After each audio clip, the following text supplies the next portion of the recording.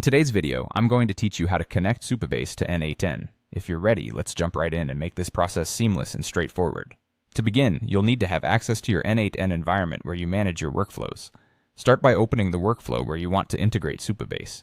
Once you've got your workflow ready, it's time to add a new node to it. Nodes are the building blocks of your workflow in n8n, and adding a new one will allow us to integrate Supabase smoothly. To add a node, find the option that says Add Node. This is the starting point for introducing new functionality into your workflows. Once you click on this, you'll be presented with a search bar that will help you find exactly what you need. Here, type in Supabase. As you type, n8n will automatically filter the results, displaying a list of options associated with your search term. Select the Supabase node from the list. By clicking to add the Supabase node, you have brought it into your workflow. Once the Supabase node is integrated, you unlock a variety of operations it supports, which can significantly enhance your workflow.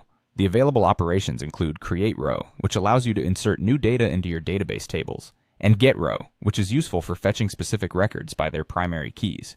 If you need to extract multiple records at once, the Get Many Rows operation is your go-to, enabling you to retrieve a broader dataset based on your criteria. Moreover, if updating records is necessary, the Update Row operation will let you modify existing entries with new data. This is essential for ensuring data accuracy and up-to-dateness.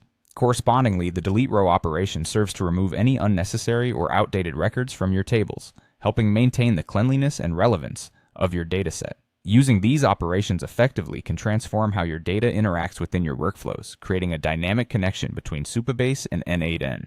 Each operation handles interactions with your Supabase database in a specific way, and understanding these functionalities can greatly improve the efficiency and capability of your workflow.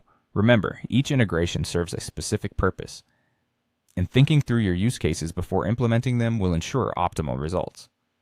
As with any automation endeavor, testing is crucial. Run the workflow in a test environment first, making sure that all transitions between nodes and the data flows work as expected.